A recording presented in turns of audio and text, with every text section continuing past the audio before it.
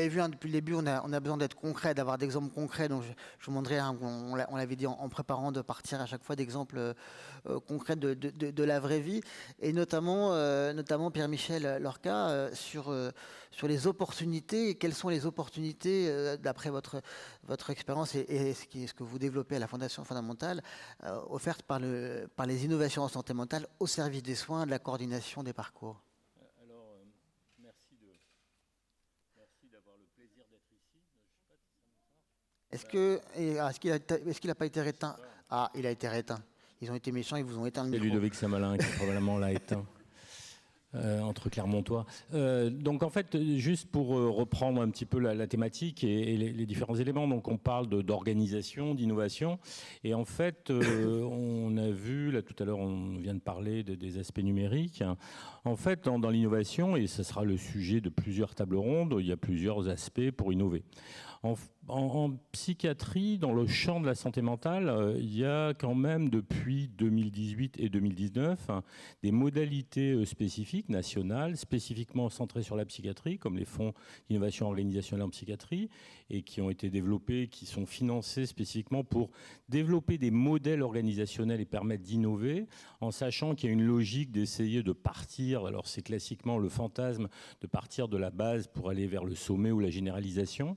Et puis l'article 51, qui est un dispositif qui a gardé le nom de l'article dans la PLFSS de 2018, et en fait qui est devenu un nom générique, qui permet de faire des innovations avec quand même une modalité d'objectif, soit local, soit national, de généralisation.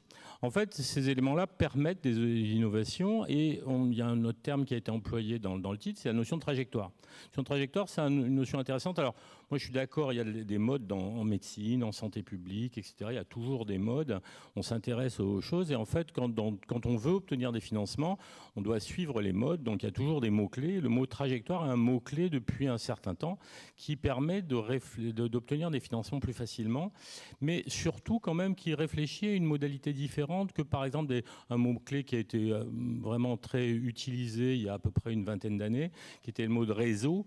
Donc, il fallait travailler en réseau. Et en fait, ça témoignait d'une pensée autour de l'organisation des professionnels entre eux, avec la nécessité de favoriser ces interactions. Et la notion de trajectoire est plus centrée sur le patient et une perspective diachronique qui, à mon avis, est très importante et probablement qui est très négligée dans la représentation qu'on a. Donc, on va s'intéresser aux trajectoires et aux innovations qui permettent justement dans notre modèle où le paiement, parce que tout est affaire d'argent, la médecine est une activité notamment de service, où un service est donné en fonction d'un financement, et ce financement chez nous a des modalités particulières, enfin qui sont spécifiques à la France, et en tout cas ce financement de trajectoire est un élément important. Donc pour entrer dans le concret, on peut dire quand même qu'à partir des registres et d'innovations qui sont possibles pour nous, il y a quand même la possibilité de développer des stratégies qui visent à appréhender peut-être des aspects de trajectoire.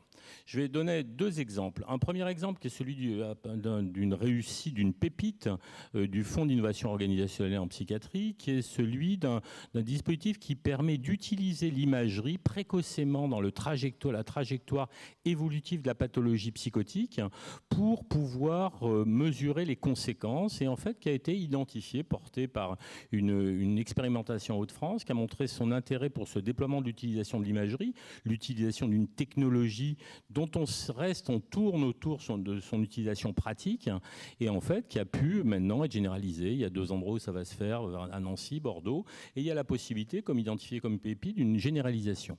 Le deuxième exemple, c'est un exemple qu'on a porté avec la Fondation et avec différents réseaux, c'est l'exploration de la manière dont on peut prendre en compte les trajectoires de soins des patients bipolaires. Donc en fait, on s'est centré sur une pathologie, avec cette logique de trajectoire. Donc en fait, pathologie, trajectoire des individus, et avec des innovations qui étaient des innovations organisationnelles, l'utilisation professionnelle des case managers et l'utilisation d'outils numériques. Donc en fait, on a poolé tout ça, et en fait, on a eu le rapport final d'évaluation qui est fait par l'évaluateur extérieur, toujours bon de le préciser, qui met en évidence un impact majeur sur les conséquences, la survenue des événements de santé quand on utilise ce type d'innovation qui associe organisation avec formation spécifique case manager et outils numériques, avec l'utilisation de différentes fonctionnalités. Je ne vais pas rentrer dans les détails, mais en tout cas qui permet une réduction massive sur les indicateurs qu'on avait choisis en accord avec les autorités, des hospitalisations, des arrêts de travail, des tentatives de suicide et dans une évaluation médico-économique, un gain qui est à peu près évalué pour chaque patient à 400 € par mois sur des patients qui ont été suivis entre 1 et 3 ans. Donc en fait, on peut innover, mais nous sommes en France et en fait, nous sommes un beau pays pour l'innovation, je ne sais pas, mais pour beaucoup de raisons et la qualité de vie qu'on peut connaître en France et le modèle social qui est le nôtre est un élément important. Mais maintenant, la problématique pour toutes ces innovations, c'est comment on généralise. Ce qui a été évoqué par Pascal Mariotti, comment on intègre une innovation qui montre d'un article 51, comment on l'intègre ensuite dans un modèle de financement en cours de modification qui a demandé des efforts colossaux d'ingénierie administrative, de réunion pour le mettre en œuvre, qui a été contesté, qui n'est pas encore complètement déployé, et comment on intègre une autre logique qui n'est pas, c'est une logique de l'organisation et des compartiments tels qu'elle a été faite, mais on intègre des modalités assez différentes. Et là, à mon avis, se situe un enjeu de transfert vers la possibilité d'utiliser pour tous ces outils dans notre pays et dans les conditions qui ont été évoquées, c'est-à-dire que les soins, la collectivité, la solidarité nationale finance les soins en France, ce qui est quand même un élément important de la qualité de vie en France et de la manière dont on peut affronter des maladies qui sont parfois légères mais parfois longues et chroniques comme les maladies psychiatriques. Et à mon avis qu'il faut défendre, mais il faut trouver une solution et je pense que cette notion de généralisation reste un enjeu sur lequel, à l'heure actuelle, je suis assez non pas pessimiste, non pas optimiste, mais plutôt circonspect. On verra si les intervenants de la table ronde a dédié un peu la généralisation un peu après sont aussi optimistes ou pessimistes que vous, un peu où ils placent le curseur. Dans ces opportunités d'accompagner l'innovation, il y a notamment la BPI France. BPI France, est-ce que BPI France est à la mode pour rester sur le mot qui a beaucoup été utilisé depuis le début? Est-ce que le financement de l'innovation, est-ce que vous voyez ça comme une mode aujourd'hui? Avant de nous préciser justement les appels d'offres et notamment l'appel à projet et notamment celui qui est en cours actuellement. Oui, qui a peut-être été mentionné aussi par Ludovic lors du Grand Défi, juste la table en avant. Je ne sais pas si BPI France est à la mode, mais en tout cas, on essaye effectivement d'aider au maximum au sujet de société et au Grand Défi aujourd'hui. Je pense que le financement doit être à la mode, en tout cas, c'est clairement une nécessité. Donc, dans l'équipe dans laquelle je travaille, on est responsable de tout ce qui est financement d'appel à projets nationaux. Et en ça, on est opérateur pour l'État, notamment dans mon cas pour le Grand Défi santé mentale. Et donc, dans ce cadre-là, on a ouvert un appel à projet le 10 octobre dernier sur les dispositifs médicaux numériques en santé mentale. Et donc, on a effectivement cet enjeu dans ce dispositif d'accélérer l'accès au marché de ces dispositifs médicaux, d'essayer d'en parler tout à l'heure aussi à la table ronde, de tout ce qui est enjeu de démonstration en données de vie réelle. Ça, c'est encore un autre... J'en parlerai peut-être tout à l'heure. On a aussi d'autres appels pour ces besoins, ces études spécifiques qui, on le dit, sont très chères et qui sont nécessaires pour démontrer aussi une utilisation a posteriori, une fois sur le marché, une utilisation par les patients et par les professionnels de santé.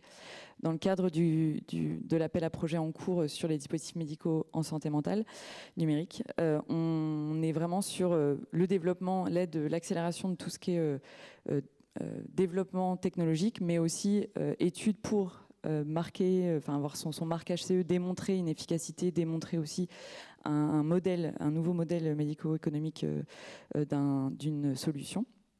On ouvre aujourd'hui évidemment à des innovations technologiques, mais aussi organisationnelles, et c'est important parce que la mode, en tout cas pendant un certain temps, ces dernières années, c'était clairement l'innovation technologique, essentiellement. Et aujourd'hui, depuis maintenant quelques années, on ouvre aussi et on voit l'importance de l'innovation organisationnelle. Donc, je le redis, cet appel, il est ouvert à cela aussi, et c'est important. Donc, on répond à cela, un des enjeux du Grand Défi présenté par Ludovic tout à l'heure, qui est vraiment l'accélération de ces solutions et surtout aussi, on en parlait, l'idée que ces solutions elles viennent d'un besoin qui est validé, que ce soit par les professionnels de santé ou par les patients, puisque nous, on demande, c'est un des éléments demandés pour le dépôt d'un dossier, que ces solutions aient été co-construites, ou en tout cas le besoin a été interrogé auprès des patients. Parce qu'on est conscient aussi que parfois, c'est le cas très souvent, que la solution n'est pas forcément finalement ce qui est attendu par le terrain. Et c'est les besoins du terrain. Voilà. Tanel, est-ce que c'est simple pour une start-up de répondre à ces appels à projets? Est-ce que ça correspond à vos besoins? Appel à projets ou autres opportunités évoquées par Michel Lorca aux premières parties sur les articles 51 et autres? Je dirais que c'est plus simple que de répondre en tout cas aux besoins des patients actuellement, ça c'est sûr. Moi je pense qu'il faut quand même regarder la réalité en face, et déjà si BPI n'était pas là aujourd'hui, ce serait impossible, tout simplement. Nous, pour vous donner un ordre de grandeur, on a 3 ans depuis qu'on a créé l'entreprise. La moitié de ces 3 ans, donc 18 mois, ont été financés grâce à BPI. Et c'est ce jeu-là on investit 1 euro, et puis BPI va nous aider en investissant 1 autre euro. Alors on a un peu moins qu'1 euro maintenant, suite aux en tout cas à la dégradation de la situation économique globale. Mais en tout cas, BPI est un acteur fondamental pour l'innovation. Et sans BPI, on n'aurait pas pu faire grand-chose. Et ce, depuis le départ, parce qu'on a accompagné de... Pardon, BPI France, excusez-moi, je suis désolée, oui, c'est vrai Très bonne question. Pardon, je me permets, excusez-moi. C'est la Banque publique d'investissement. C'est une banque étatique qui effectivement a plusieurs rôles, mais notamment le financement public, du financement public d'entreprises françaises sur tous les secteurs. Donc on a différents départements, et on a donc notamment un département financement, comme je viens d'expliquer ici. Comme l'explique Tanel, on est là pour financer le risque à des niveaux un petit peu avant les marchés, donc à aider au financement de certains projets. Une autre partie de BPI France est aussi là pour investir dans les entreprises, donc prend une part au capital des entreprises, ce qui n'est pas le cas quand on finance un projet. Quand on finance un projet, c'est de la subvention, ou je ne vais pas rentrer en détail, mais c'est de l'avance récupérable. Donc c'est-à-dire que c'est qu'en cas de succès qu'il y a un remboursement, sinon c'est de la subvention. Donc c'est un partage de risque. Il y a donc l'investissement, il y a également de l'accompagnement tout simplement des entreprises, puisqu'on a des accélérateurs dans lesquels il y a des entrepreneurs qui viennent prendre de l'information d'autres entrepreneurs. On a aussi des dispositifs qui aident pour les parcours réglementaires en santé, en tout cas, pour aider à comprendre comment fonctionnent aussi ces parcours réglementaires, où ils en sont dans leurs propres solutions. Donc voilà, il y a tout cela. Et donc pour compléter, moi je reviens là juste des États-Unis, qui n'est pas forcément un pays en tout cas que j'estime énormément, mais il y a une seule donnée qui permet de différencier en tout cas la problématique qu'ils ont eux par rapport à ce qu'on a nous en France en psychiatrie, j'ai l'impression, c'est que eux, la durée maximum d'hospitalisation, c'est 7 jours. La durée moyenne en France pour un épisode dépressif sévère, ou en tout cas pour un patient qui va être pris en charge dans un hôpital ou dans une clinique, c'est 60 jours. Donc il y a un facteur 8 entre les deux. Et donc là-bas, ils ont tout axé sur la télémédecine, et on se demandait pourquoi c'est 7 jours là-bas. Donc ça peut être beaucoup moins que 7 jours. Parce que les assurances, tous les jours, vont relancer l'équipe de soins pour faire sortir le patient de l'hôpital, parce que sinon après ça coûte trop cher à l'assurance. Donc déjà, quand on regarde ailleurs, on peut se rendre compte déjà c'est mieux en France. Alors là, je ne dis pas que la situation en France est bonne en psychiatrie, et les besoins des patients sont croissants, on a moins de professionnels de santé et de moins en moins évidemment de moyens, mais déjà on peut être chanceux de se dire qu'on a un modèle providentiel en France, avec un focus sur le patient et pas forcément avec cette pression qui va venir d'intérêts financiers ailleurs. Et donc ça c'est déjà formidable. Et donc ça explique pourquoi des solutions technologiques finalement vont répondre à un besoin plus fort en fait aux États-Unis, là où clairement c'est presque la guerre, littéralement, sans faire de jeu de mots à ce qui se passe en ce moment là-bas. Par rapport à là où la France, on a encore énormément de professionnels de santé, on a des gens qui sont motivés dans leur mission tous les jours, on a des patients qui sont pris en charge de manière formidable en moyenne, mais malheureusement on a de moins en moins de moyens, et un secteur public qui se fait un petit peu, on va dire un petit peu siphonné aussi un petit peu par les acteurs privés. Et ce qu'on voit là, ce qu'on a vu, parce qu'on a interrogé énormément de médecins là, en 3 ans, c'est la place importante que va gagner le secteur privé, et qui finalement va récupérer les cas qui sont de moins en moins complexes au cours du temps. Donc on se retrouve avec les hôpitaux qui vont gérer finalement les patients les plus complexes, ou les patients qui n'ont plus aucun moyen. Et on a du coup des groupes de cliniques ou des médecins en libéral qui, eux, vont finalement traiter la plupart des pathologies qui vont être moins sévères. Et donc finalement, on a un petit peu deux psychiatries aujourd'hui. Et c'est simple, c'est public-privé, et c'est pas du tout les mêmes types de patients. Et donc aujourd'hui, là où le besoin est le plus urgent, c'est évidemment dans le public qu'il faut apporter des innovations. Et aujourd'hui, en France, on a encore une autre chance, et ça c'est vraiment unique au monde, c'est là la prise en charge anticipée, qui s'appelle le PECAN-PECN, qui a été mis en place en 2023 suite à un mouvement public et industriel. Elle est unique au monde. Elle a suivi un petit peu le cas de l'Allemagne avec les thérapies numériques. Mais aujourd'hui, on a une possibilité pour des entreprises comme la nôtre, comme Emobot, qui propose une solution de télésuivi des patients. Et donc nous, on est utile que quand le patient n'est pas devant le médecin, hein. Disons-nous clairement les choses, on ne va pas faire un meilleur diagnostic qu'un médecin, c'est vraiment pas le sujet. Par contre, on est les yeux du médecin en dehors de la consultation, donc en fait un temps quand même très considérable dans la vie du patient. Ce modèle-là, aujourd'hui, la télésurveillance et le modèle de la thérapie numérique qui arrive en 2024, ça permet à des acteurs comme nous d'avoir un espoir de s'intégrer plus rapidement dans le parcours de soins des patients. Et en fait, moi, je voudrais quand même mettre un peu de positivité, parce que la France, il y a aussi un autre sujet, je vais terminer par là pour mon intervention, c'est que si on regarde ailleurs, encore une fois, donc moi je prends les États-Unis, parce qu'on dit souvent que les États-Unis, c'est mieux, ils vont plus vite sur l'innovation et tout. Parce que quand on regarde le modèle de financement de la santé aux États-Unis, aujourd'hui, la différence avec la France, c'est qu'un acteur qui va proposer une solution ou une nouvelle prestation de soins, donc on parle d'un acteur privé, donc dans le modèle par exemple de la télésurveillance, on va avoir affaire seulement à la haute autorité de santé, donc un siège, en tout cas un guichet unique, qui derrière, parce que l'État gère le levier et le bâton de négociation avec les assurances privées, on aura juste finalement à, entre guillemets, soumettre un dossier à l'État. Alors c'est évidemment très complexe, on l'entend bien, mais on a un guichet unique et derrière c'est l'État qui a déjà dans les textes prévu le coût pour le privé. Alors que quand on va aux États-Unis, on a l'impression que c'est formidable l'innovation et tout, mais en réalité une entreprise comme nous, on va devoir passer par les instances gouvernementales, donc Medicare, Medicaid. Donc ça, c'est, on va dire, entre guillemets, la partie qui ressemblerait à ce qui se passe en France. Donc c'est pour les patients les plus complexes, ceux qui ont des long-term disabilities, donc des handicaps qui vont en tout cas leur permettre très peu de choses dans leur vie de tous les jours. Donc ça, c'est les patients Medicare. Et ensuite, une fois qu'on a pris cette faible proportion en réalité des patients aux États-Unis, il faut aller demander à chacune des assurances privées de bien prendre en charge notre solution. Et il y en a un nombre faramineux. Et là, on n'a pas du tout de ce levier qu'on a en France avec le rôle de l'État. Marie-Jeanne, vous vouliez réagir. Vous représentez l'UNAFAM.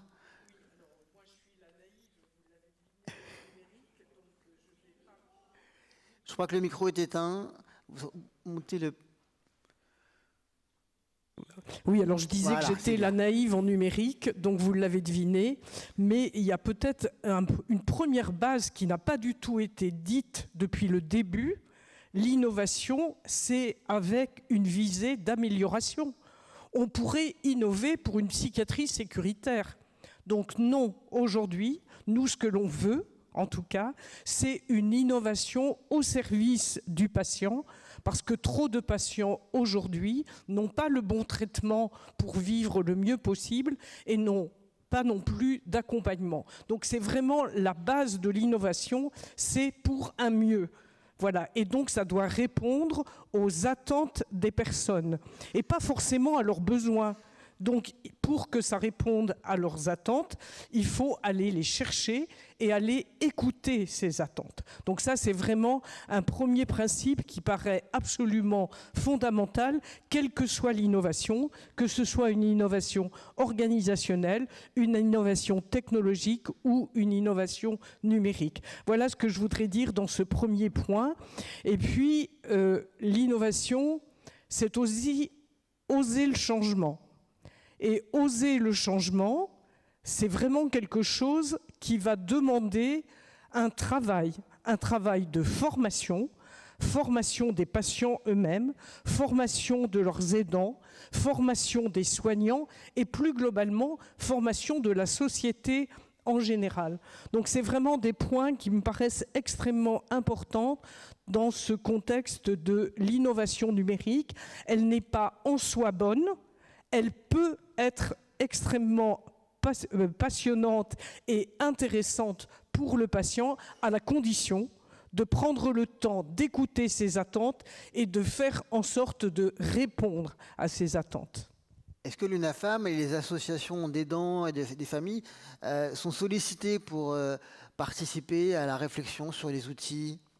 Alors, oui, on est sollicité, mais je voudrais quand même dire que parfois, on est sollicité uniquement pour mettre notre nom sur l'appel à projet. Et comment faire en sorte que ce ne soit pas uniquement le nom UNAFAM qui soit sur l'appel à projet, mais comment, à toutes les étapes de ce projet, les associations de patients, les associations de familles vont être impliquées pour concevoir et puis ensuite pour évaluer. Donc je pense qu'on reviendra sur cette notion d'évaluation, mais c'est à toutes les étapes que les personnes doivent être présentes. Et je trouve qu'il est extrêmement important que ça ne soit pas une présence sur un strapontin, ce qui implique quand même que les personnes soient formées et soient écoutées. Et donc, quelque part, c'est... Enfin, je pense qu'il est important de réfléchir à l'écoute que l'on fait de la parole des personnes qui ne sont pas les personnes... Enfin, comment on va les écouter en fonction de leur genre, en fonction de leur étape en avant. Ils ne sont pas un soignant, ils ne sont pas un technicien, ils ont leur propre expérience. Donc, comment on va écouter ce savoir expérientiel? Donc là, il y a aussi tout un travail. Comment les personnes qui sont aux manettes aujourd'hui dans la conception et puis dans le choix des projets, comment vont-ils écouter la parole? Avant de vous faire réagir tous les trois, je vais donner la parole à un nouveau témoin du premier rang, Mouhand Bouzidi, cofondateur de Léopa. Justement, comment vous prenez-vous en compte, comment vous avez pris en compte dans votre solution les besoins, les attentes des patients, des représentants de patients, des familles, des aidants? Donc, bonjour à tous et à tous. Nous, du coup, ça fait plusieurs mois qu'on travaille avec l'association Argos 2001, que j'aimerais remercier. Donc, depuis le début de la construction de notre solution, on a vraiment échangé avec eux, on a échangé avec des patients, des proches de patients. Et ce qu'on s'est rendu compte sur le terrain, c'est que les patients avaient beaucoup d'insights sur leur maladie, une fois qu'ils sont stabilisés, en dehors des phases, bien sûr. Et ils étaient une véritable source d'inspiration pour construire la solution. Et on a vu par exemple des patients essayer d'appliquer les bonnes pratiques, ce qui a été recommandé, mais utilisent des fichiers Excel, des documents Word. Ils sont pleins de bonne volonté, mais parfois démunis d'un point de vue technologique par rapport aux recommandations à appliquer. J'aimerais ajouter aussi qu'au-delà de notre cas, à nous, mais aussi de la santé mentale de manière générale, on sait que dans la majorité des secteurs industriels et tech, les approches centrées sur les utilisateurs, c'est le standard. Le standard, c'est de faire appel aux utilisateurs, de faire appel aux usagers pour construire la solution. Et dans le médical, ça tarde peut-être encore à arriver. Et voilà, donc pour résumer, nous, en fait, on est parti vraiment de ces besoins utilisateurs parce que l'adhésion, entre guillemets, à la solution digitale, c'est un peu comme l'adhésion au traitement, c'est un peu l'enjeu majeur. Si le patient ne l'utilise pas, il n'y a pas forcément de bénéfice. Et après, il y a ce que dit la science, ce que dit la tech, et ce que dit surtout la réglementation aussi, dans ce qui est faisable. Et pour que les patients s'en saisissent, il faut arrêter de parler d'observance, mais d'adhésion thérapeutique, de décision médicale partagée également. Donc, réaction tous les trois sur l'intégration des patients, des représentants de patients dans tous les processus. Je pense que c'est quelque chose qui est nécessaire, mais en fait, qu'il y ait un problème d'acculturation des professionnels. J'ai des fonctions universitaires et donc en fait dans la formation, premier, deuxième, troisième cycle, la part de la formation qui discute de la façon d'interagir avec les patients, mais de la manière dont on pense la relation avec les patients, c'est-à-dire de non hiérarchiser, la décision médicale partagée, qui est souvent confondue avec simplement une information détaillée, ce qui n'est pas du tout le même cas, et, fait qu'il se maintient des attitudes et des modalités relationnelles qui sont pas du tout porteuses de cette acculturation, d'un positionnement différent par rapport aux patients et leur intégration dans la décision de soins, une fois de plus, les procédures de décision médicale partagée. En fait, quand on fait des formations sur la décision médicale partagée et qu'on explique, et c'est assez complexe en psychiatrie, mais en fait, on a l'impression qu'il y a une sorte d'exception de la psychiatrie, mais je pense que c'est faux. En fait, c'est que la décision médicale partagée, ça veut dire qu'on peut tolérer, quand on est professionnel de santé, et on doit faire plus que tolérer, on doit intégrer le refus des propositions soignantes qu'on peut faire. C'est-à-dire la remise en question de notre position dans la manière dont on organise les soins. Ce qui est pas du tout culturellement acceptable pour la majorité des professionnels de santé. Et dans les professions paramédicales, la problématique est la même. Alors bien sûr, on n'a aussi pas l'habitude de travailler de façon interdisciplinaire. Donc en fait, il y a un vrai sujet, et en fait, le sujet n'est pas traité à proprement parler, il est traité à la marge au niveau de chacune des unités de formation de recherche, donc des facs de médecine, des instituts de formation en soins infirmiers, etc., par l'initiative individuelle pour essayer de mettre en œuvre cela, mais pas du tout dans le programme national. Donc ce n'est pas un enjeu à proprement parler de réfléchir à cela, donc à la fois dans le soin et bien évidemment dans le développement d'innovation, dans le développement de la recherche. Donc en fait, ça reste aujourd'hui des problématiques individuelles portées par un certain nombre de gens, mais pas du tout structurées dans la formation des professionnels. Donc en fait, bien évidemment, et les professionnels de santé sont des gens comme les autres, c'est-à-dire porteurs de stéréotypes, qui se représentent la chose de certaines manières, etc., etc. Et donc en fait, qui n'ont pas une sorte de vision hérénique des choses qui leur permettrait d'appréhender facilement les changements de position sociale, etc. Donc en fait, il y a vraiment un enjeu très important, mais en fait qui est vraiment un enjeu structurel à l'heure actuelle de la construction des cursus des professionnels de santé. Il y a eu beaucoup de travail qui a été fait, mais de la même manière, on parlait d'IA tout à l'heure. Il n'y a à aucun moment, de manière nationale, il est prévu qu'on fasse aux professionnels de santé un enseignement de quelque nature que ce soit. C'est même pas une question de dire on va faire simplement de la sensibilisation, par exemple aux données ou par rapport à autre chose. C'est pas du tout prévu. Donc en fait, on se confronte à des mutations qui sont existantes dans la société, des situations de blocage, mais dans lesquelles la dimension éducative pour les professionnels n'est pas du tout prise en compte. Alors j'en parle parce que de mon point de vue, et c'est un vrai problème, donc on peut, une fois de plus, dans les facs de médecine, mettre en place des choses à la marge, mais en fait, ça ne garantit en rien l'avenir, la pratique du futur des professionnels qui n'auront pas eu la possibilité de s'approprier ces modalités de mise en œuvre réelle. Donc en fait, c'est ça qui est quand même un vrai problème. On attend beaucoup de l'État d'une certaine manière, mais en fait, à l'heure actuelle, on se remet pour ces évolutions-là à simplement la manière dont chaque individu est capable d'intégrer cela et de le partager autour de lui, mais pas d'une façon structurée. Ce qui est quand même un gage d'inégalité du déploiement de ces modalités de pratique. Et à mon avis, ça ne veut pas dire qu'il ne faut pas continuer à ce que les gens puissent échanger et modifier les pratiques, mais il y a quand même des nécessités d'une pensée structurée autour de la formation des professionnels, de tous les professionnels. Et ce malgré les belles initiatives en termes de patients formateurs aussi, par exemple.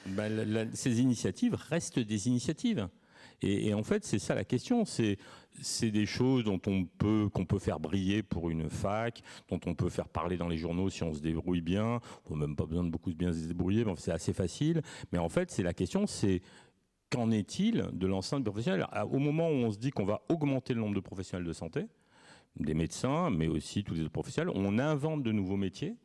Il y a vraiment des enjeux importants, mais en fait qui ne sont pas du tout posés dans ces termes-là à l'heure actuelle dans le débat public. Clémentine Lamarche, si je reviens sur cette dimension du repositionnement de la personne malade dans son pouvoir d'agir, comment au sein de la BPI, à la fois en amont dans la réflexion sur les appels à projets et en aval sur les éventuels critères, elle est prise en compte ?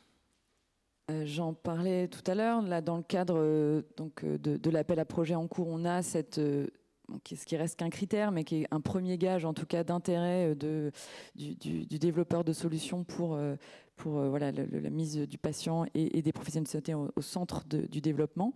Donc ça, on le fait de plus en plus. On a aussi ce qu'on appelle, c'est un autre appel à projet qui est aujourd'hui le challenge prévention, qui est donc plus largement sur tout type de prévention, mais dont un des 8 axes prioritaires est la santé mentale. Et ce challenge-là, il est vraiment là pour aider au financement des phases aval, donc phases post-marquage CE, et qui sont là vraiment pour valider en données de vie réelle. Donc pour nous, c'est ce qui est le plus important, et c'est ce dont on parlait tout à l'heure dans la table ronde précédente. Il y a cet enjeu de savoir si ça va réellement être utilisé. Et comment ça va être utilisé, qu'est-ce qu'on appelle être bien utilisé. Je crois que personne n'en parlait, je pense que c'est très important. Donc c'est aussi ces enjeux-là, sur cet appel à projet-là qui a quand même un budget de 100 millions d'euros. Donc on a vraiment la volonté d'investir énormément dans cette validation en données de vie réelle, et donc forcément d'écouter aussi la parole des professionnels de santé et des patients. Après, je pense que c'est Tanel qui en parlera le mieux, c'est comment on arrive à mettre le patient au centre du développement d'une solution en réel. Nous on le fait via le financement des entreprises privées, mais aussi en intégrant dans des consortiums, parce cet appel à projet, il n'est pas ouvert que à des entreprises privées, mais bien à des consortiums. Donc une entreprise doit être porteuse de la solution, bien sûr, mais elle amène avec elle et elle peut financer avec elle des instituts et des établissements publics, que ce soit des hôpitaux, mais aussi des associations de patients. Donc là, on a envie aussi que ces solutions, elles embarquent aussi financièrement d'autres partenaires, et pour garantir aussi une utilisation future. Daniel. Et effectivement, c'est très compliqué, en particulier en psychiatrie, de faire du user testing avec du coup des patients qui peuvent avoir un trouble dépressif, si on prend juste la dépression, parce que par définition, si on veut mesurer l'intérêt de la solution quand ils sont en épisode dépressif, c'est pas forcément la meilleure période de leur vie. Donc en fait, c'est assez difficile en réalité. Donc on a deux manières. On peut parler directement aux patients, mais là je viens de citer un problème, c'est un exemple. Mais on a des patients qui sont... moi je suis étonné du nombre de retours positifs, et ils sont très engagés. En fait, ils sont aussi très émotionnels par rapport à la solution qu'on leur propose. Et du coup, il y a presque de l'affect en compte. Et donc on arrive quand même à avoir des retours, beaucoup de retours qualitatifs, mais qui en fait, in fine... puisque je pense que l'irrationnel compte beaucoup plus dans l'utilisation d'un produit que la partie rationnelle du produit, qui est là plutôt la question de l'intérêt scientifique finalement, ou d'usage de la solution. Et ensuite, on peut parler aux professionnels de santé, évidemment, qui lui va regrouper les retours, mais il est déjà débordé. Et enfin, il ne faut pas oublier la question des aidants. Et là, notamment, nous, on a lancé une étude qui est assez originale, et les médecins qui étaient à l'initiative de l'étude, donc sur le trouble bipolaire, nous ont dit très rapidement que l'aidant jouait un rôle central pour les patients bipolaires, notamment dans l'évaluation et dans le rapport des symptômes et de l'évolution d'état du patient, et que potentiellement les aidants seraient des meilleurs évaluateurs que le patient, mais aussi voire du praticien, et non pas parce qu'ils auraient une formation, évidemment ils n'en ont pas, mais parce que tout simplement ils sont au chevet du patient tous les jours. Et donc là on a lancé une étude où on a à la fois le médecin qui va évaluer le patient lors des visites via les questionnaires standardisés classiques, le patient lui-même, mais surtout l'aidant qui va jouer un rôle d'évaluation. Et donc là, ça va être très intéressant de voir est-ce que finalement l'aidant n'a pas un rôle à jouer qui est plus quantifiable que juste être présent entre guillemets pour le patient, voire même pour aussi redéfinir la façon dont on évalue les solutions en passant par les aidants directement plutôt que par les médecins ou les patients eux-mêmes. Marie-Jeanne, réponse à chaud, le rôle de l'aidant. Ouf. Alors moi, je me sens pas du tout dans le rôle d'être au chevet de mes enfants, hein, je vous le dis tout de suite. Donc voilà, je pense que les aidants ont un rôle, je pense qu'ils ont un rôle important, que la reconnaissance de ce rôle, c'est vraiment d'ailleurs un changement très important dans la position des psychiatres. Je me retourne vers Pierre-Michel Lorca. Je crois que pendant des années, effectivement, l'aidant a été mis de côté, il a même été considéré comme pathogène.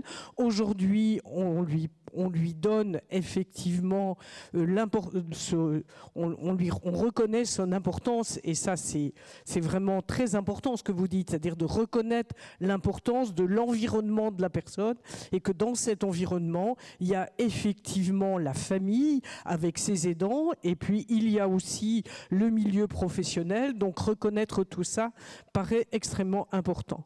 Après, l'évaluation quand même d'un dispositif médical numérique, c'est quand même les personnes elles-mêmes qui vont être aux manettes de l'évaluer. Et ça, c'est avec quels critères, c'est comment, quel est la critère de l'efficience en psychiatrie? Ben, je ne sais pas, je me retournerai volontiers vers les psychiatres. Je ne suis pas certaine qu'ils vont être capables de me répondre. Mais en ce qui concerne mes enfants, moi je peux dire que l'efficience, c'est quand ils sont heureux déjà, qu'ils sont capables de conduire leur propre vie, et ça c'est extrêmement important, et puis que dans le contexte qui est le leur, ils retrouvent leur pouvoir d'agir. Et donc ça, c'est vraiment un point extrêmement important. Et je trouve que trop de dispositifs médicaux numériques ont un objet qui est de surveillance des personnes. Et ce n'est pas forcément ce qui est aujourd'hui attendu. Je me dis qu'il faut vraiment se poser la question de ce pouvoir d'agir. La surveillance du patient, c'est autre chose. Et ce n'est pas forcément le pouvoir d'agir du patient. Donc comment est-ce qu'on travaille ce point-là? Aujourd'hui, qu'est-ce qu'on attend? On attend des diagnostics précoces, on attend des thérapies qui soient à la hauteur des enjeux, qui tiennent compte finalement des résultats internationaux. On attend un accompagnement des personnes et pas forcément une surveillance des personnes. Donc comment finalement développer utiliser ce pouvoir du numérique, non pas pour surveiller un petit peu ce que faisait quand même le monde médical. Il surveille les constantes. Bon, alors j'ai travaillé dans le monde du sanitaire, donc je connais. On est dans cette question de surveillance. Et je retiens ce que disait tout à l'heure le professeur Lorca, c'est-à-dire qu'à un moment, le patient peut refuser son traitement. Et du coup, on est dans le dialogue de qu'est-ce qui, à lui, va lui faire du bien. Et donc, je crois que c'est ça qu'il faut qu'on continue à travailler. Et le numérique peut certainement nous aider, mais je ne pense pas que c'est uniquement dans un système de surveiller les constantes. Réponse de Pierre-Michel Lorca. Simplement pour l'exemple que je donnais tout à l'heure des patients souffrant de troubles bipolaires, donc on a suivi pendant leur trajectoire, pendant 1 à 3 ans. En fait, il y avait un outil numérique et des case managers. Donc ils étaient pris en charge habituellement par leur structure soignante habituelle, psychiatre, infirmière psychiatrique, etc., etc. Et en fait, il y avait ce dispositif qui était par-dessus, donc il n'y avait pas pour mission de se remplacer, mais simplement de tisser le lien entre des consultations parfois très éloignées, etc. Et en fait, ce qui était intéressant par rapport à ça, c'est que l'outil numérique comprenait des évaluations, trucs classiques, etc. Mais aussi un système de messagerie qui a été largement employé, où il y avait des interactions justement qui étaient souvent basées sur, il y avait des alertes, on avait fixé la possibilité d'avoir des alertes en fonction de modifications, de surveillance, d'indicateurs qu'on avait fixés. Mais l'intérêt, c'était que ces indicateurs étaient pris en compte par ces case managers, qui avaient une relation directe, puis la capacité d'interaction. C'était une messagerie qui était donc bidirectionnelle, bien sûr, et en fait qui permettait justement de prendre en compte la façon, de traiter l'alerte, la donnée modifiée, qui peut être le témoin d'un état pathologique qui apparaît ou d'un état de santé qui se dégrade, et en fait le prendre en compte en prenant en compte le point de vue du patient. Et en fait, les patients plébiscitaient 2 choses. Cette messagerie qui paraissait très importante et en fait qui donnait une capacité d'interaction avec des professionnels qui se souciaient d'eux de manière assez continue. Donc ça, c'est un élément important, au-delà de la prise en charge assez discontinue qu'on met en œuvre dans une pratique médicale où on voit les gens à intervalles, qui sont ce qu'ils sont. Ça, c'est le premier élément. Et le deuxième élément, c'est la capacité d'interaction et de la messagerie.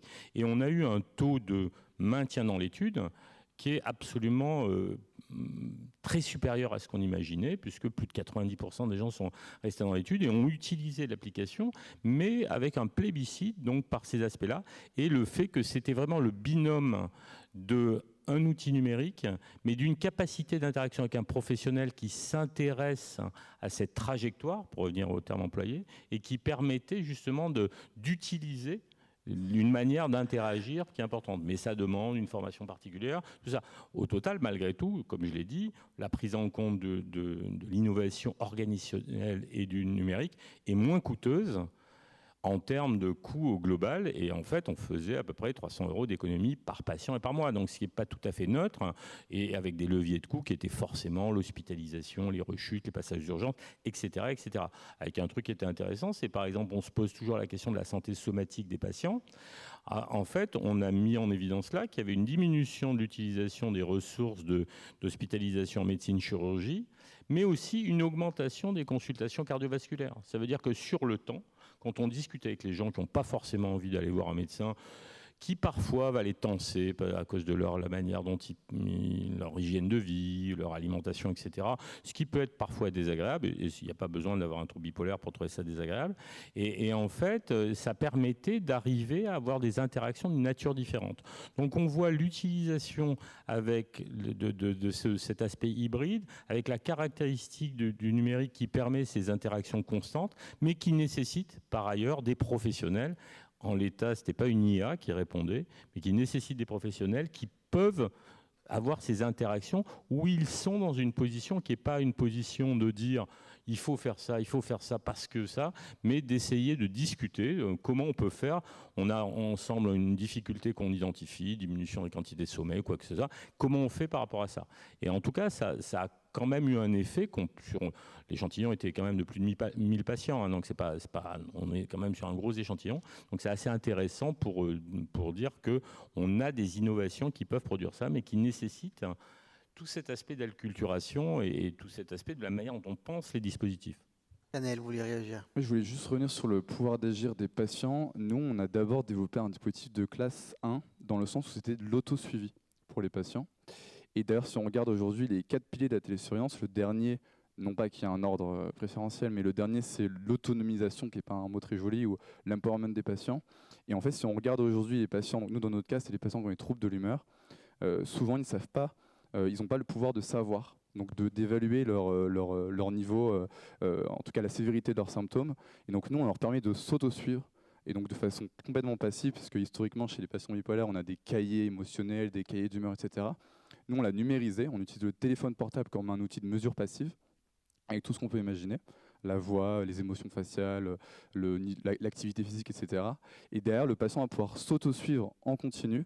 Et donc aujourd'hui, la première alerte qu'on envoie à un patient, en fait, on l'envoie effectivement au patient. Et donc on va aider le patient à détecter de manière précoce s'il va passer plutôt à une phase maniaque, en tout cas est-ce qu'il y a des signes d'une montée, ou inversement est-ce qu'il y a des signes de descente. Et dans ce cas-là, on va permettre au patient de plutôt détecter le moment propice pour pouvoir prendre rendez-vous avec son professionnel de santé, et du coup en amont. Et donc derrière, on fait gagner du temps au patient, on renforce le patient, et en plus derrière, on rend plus productif le système in fine. Voilà. Donc ça, c'est aussi dans le design de la solution. Le patient est vraiment le centre de la discussion. Et aujourd'hui, un système de télésurveillance passe aussi par de l'autosuivi. Et je pense que c'est hyper important de redonner aux patients la capacité de savoir et de maîtriser leur maladie. Et c'est une des problématiques, on va dire par définition, de ces maladies-là, c'est qu'elles vont atterrer un certain niveau de conscience chez les patients. Et donc si on donne des outils aux patients pour qu'ils puissent s'auto-mesurer, dans ce cas-là, on peut in fine toute la chaîne après améliorer les choses. Jeanne, est-ce que cette vision-là répond mieux aux besoins, aux attentes des patients et des proches? Oui, merci. Et je trouve qu'on rentre là dans le cœur du sujet au travers de cet échange. Le patient, il est là, il a des attentes, il a besoin d'un suivi, il a besoin finalement de béquilles numériques pour aussi tenir debout parfois. Donc tout ça, c'est très important. Peut-être qu'il y a des points qu'on n'a pas du tout identifiés ici. C'est quand même l'accessibilité de ces outils. On n'en a pas du tout parlé. Et pourtant, c'est un point important. C'est un point important, comment tenir compte finalement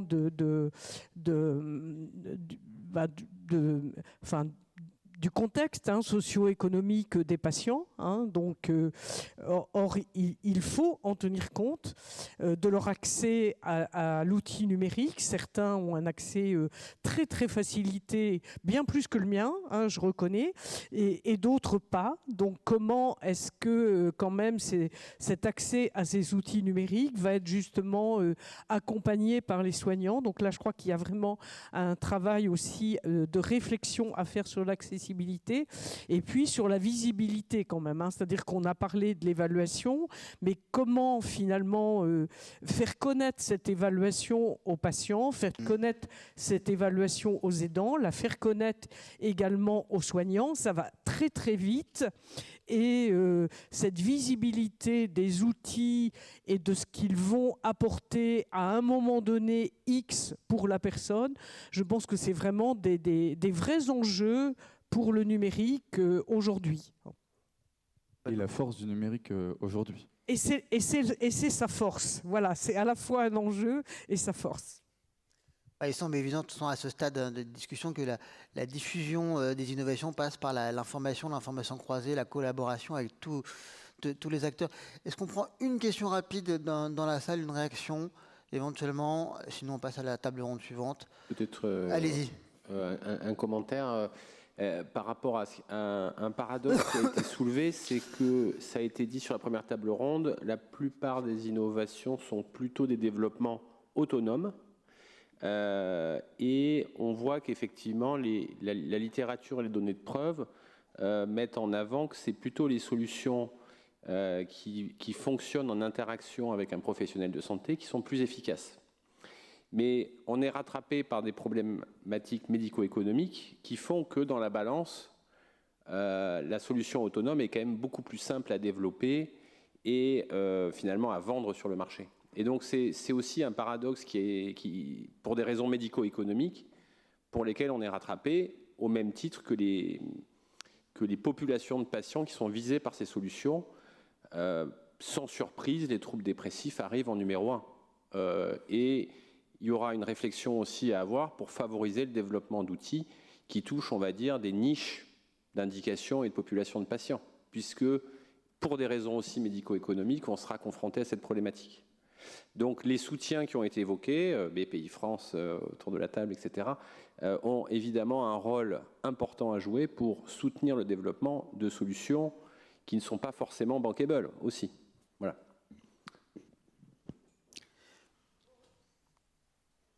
Allez-y, appuyez sur le micro. Allez-y, madame. Rapidement, c'est une remarque qui est pour l'ensemble, mais en particulier Tanel Petlot.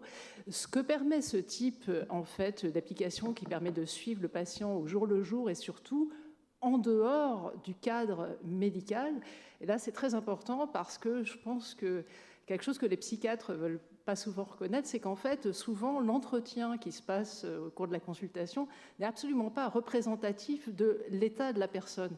Et que le fait d'enregistrer comme ça en dehors au cours de la vie, de tous les jours, est un point fondamental auquel, jusque-là, le psychiatre n'a pas accès. Parce qu'en fait, quand le patient se trouve en face du psychiatre, aussi par le jeu de mécanismes neuronaux qu'on connaît bien, et ben souvent, il est incapable de dire quoi que ce soit. Ben ouais, finalement, ça se passe pas si mal. Et puis en fait, il sort, il passe la porte et c'est la catastrophe. Ah ouais, j'aurais dû lui dire ça, voilà. Et donc ça permet ça. Autre chose que ça permet, dont les psychiatres ne parlent pas volontiers, c'est le repérage d'effets secondaires potentiellement extrêmement délétères. Aujourd'hui, la psychiatrie, les traitements reposent essentiellement sur des médicaments. Les psychiatres, comme tous les médecins, sont très très peu formés aux effets secondaires, si bien qu'ils observent l'apparition des effets attendus positifs et souvent pas des effets secondaires, et même les nient par une forme de biais cognitif. Et ce que permet de façon cruciale, je pense, ce type d'application, c'est ça. On oublie que ces effets secondaires peuvent laisser des séquelles irréversibles. Voilà. Et ça, c'est un petit peu de l'ordre du refus qu'on n'arrive pas à intégrer et à réincorporer dans la pratique, à l'analyser, etc. L'erreur médicale, je dirais, par l'erreur de traitement et les effets secondaires qui peuvent être dramatiques, sont souvent passés sous le tapis alors qu'on peut apprendre de façon cruciale. Et l'innovation, ça devrait aussi être ça, et peut-être même d'abord être ça, apprendre de ses erreurs. Voilà. Merci. Jean-Christophe, rapidement, s'il vous plaît, pour qu'on puisse passer je voulais juste revenir sur la question de la généralisation, et c'est fantastique qu'il y ait... Elle sera évoquée dans les tables rondes suivantes, si vous gardez ce point-là. D'accord. Allons-y.